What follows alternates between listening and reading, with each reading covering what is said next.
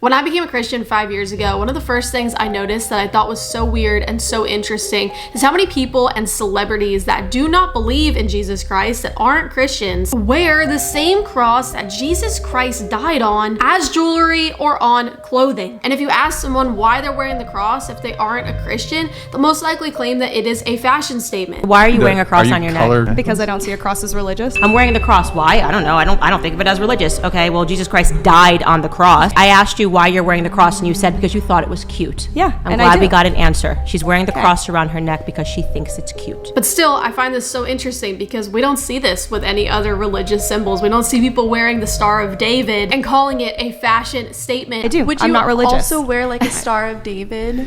It's cute. Like if it was cute, would you wear it? Maybe you wouldn't wear a Star of David because you're like, oh, this is maybe like disrespectful to people who are. Are you making Jewish. the argument? Do you wear a yarmulke? I think those are very different are you talking things. like Why is the blasphemy? cross different from the yarmulke? I'm just. I mean, I was raised Catholic, and that's just Would not you something wear that I a believe yarmulke anymore. if you thought it was cute? No, I wouldn't wear. I mean, a yarmulke is completely different than a cross. And not to mention that usually when we see these celebrities that aren't Christians wearing the cross or featuring a cross in a music video, 99% of the time it's featured in a blasphemous way with blasphemous lyrics and girls twerking and immodest clothes. This is a very popular trend, and it's something I wanted to look into, and I want to take you guys with me because I was really interested to find out when the cross of Jesus Christ became a fashion statement. How did we get here? How has something so sacred turned into an aesthetic? How did the same cross that Jesus was crucified on, the image of suffering, redemption, and faith, become a fashion statement? I want to know, and I'm guessing you want to know too if you clicked on this video. So let's dive in. In the beginning, the cross wasn't about style at all. Early believers used it as a secret sign, something carved into stone or drawn in the dirt to show who they were without saying a word. It was a mark of faith, not fashion. And it's so weird because this is the same symbol that people were once risking their lives to wear. But now it's being worn for completely different reasons, and I have a very good theory of why that is.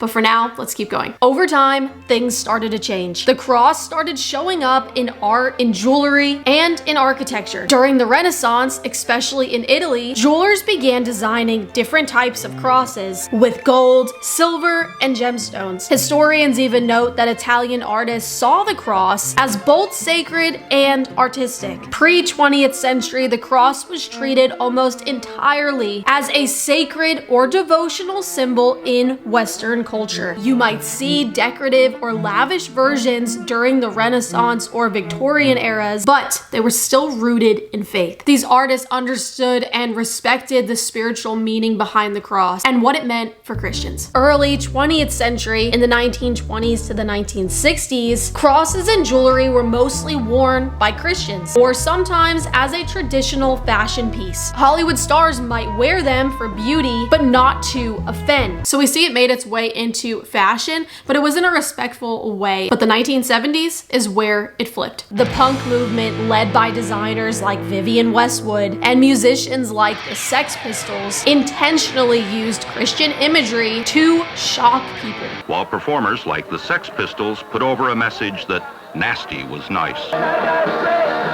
Our first fashion expression for the 80s. Inverted crosses, ripped shirts with crucifix prints, rosaries as accessories. This era marks the first widespread, openly blasphemous use of the cross in fashion and pop culture. And this was crazy to me because I don't know about you, but I did not know that the 1970s would be that shift of when everything happened, where people started to have a different perspective on the cross and people would start to wear the cross in a new way, in a blasphemous way. It suddenly was okay to mock the cross, essentially. And I was really intrigued with this. I wanted to look into how Christians during this time reacted to this. And here's what I found. Early punk scenes were underground. London, New York, LA, not suburban America. So most Christians didn't actually see it firsthand. They read about it in magazines or heard it framed as youth gone wild. So for the most part, Christians didn't really know. It kind of was taking place behind closed doors. This was something that was growing without people even realizing it. You know what that makes me think of is witchcraft, especially in America, that so many people had no idea what was going on behind closed doors. They had no idea that their neighbor most likely had an altar in their bedroom. That is what we're seeing taking place in America right now. It's something that was growing underneath that so many Christians weren't aware of. But then the 1980s hit and we have Madonna. She was the first pop star who openly blasphemed the cross. And when Madonna made crosses mainstream, the Christian reaction became louder. Church groups and the Vatican openly criticized her videos and her performances for profaning Christian symbols. That's when the pushback became visible. Letters, statements, boycotts. Madonna's Like a Prayer video specifically planted a flag. Burning crosses, blurred religious imagery. It changed how the cross would be viewed and used in pop culture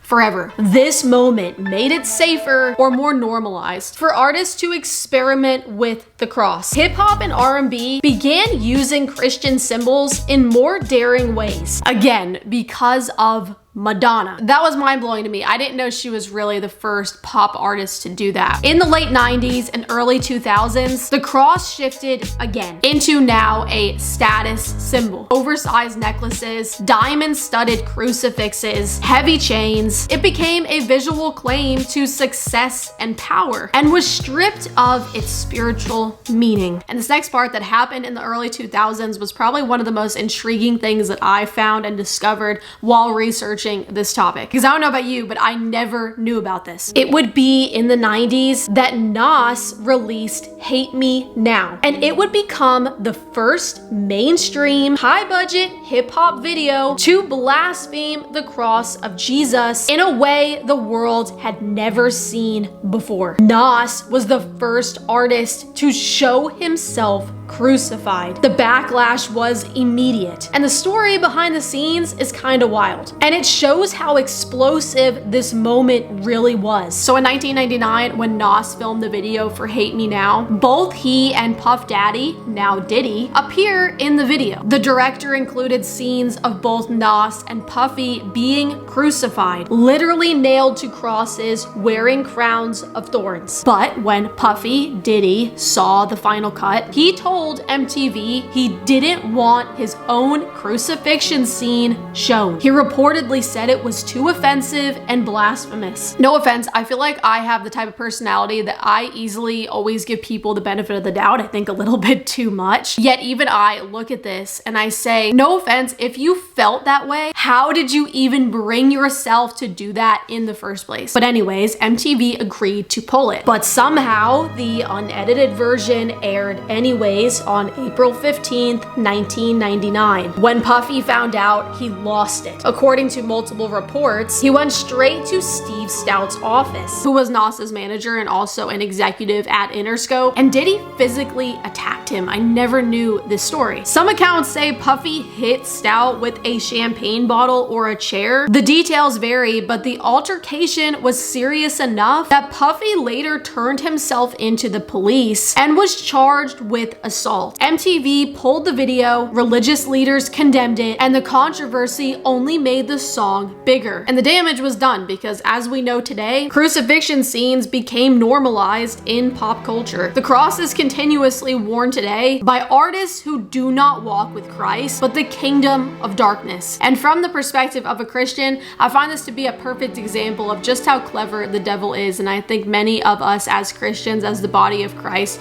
underestimate that he is truly the great deceiver. And those who don't have Christ and have blinders on are especially deceived by it. But just take a look at what he did here. The symbol that the world knew was the savior who came into the world, he took the symbol and diminished it throughout the world, stripped it of its meaning to so many that now so many blindly put it on. We now have people purchasing and wearing cross necklaces that do not even know who Jesus Christ is, who do not know the gospel. And then we have those that do and continue to wear the cross and blaspheme blasphemous ways purposely for that shock factor that it originally was worn in blasphemous ways for. So that's that. That is why so many people wear the cross today in blasphemous ways, or wear it that aren't even Christians and don't even know who Jesus is, but wear it as a fashion statement, oddly. I thought this would be an interesting topic to dive into together, because I like to do videos like this sometimes where we can kind of just zoom out and look at the big picture and see how we got to where we are today. It really makes the deception look so obvious, but also I think that this topic specifically,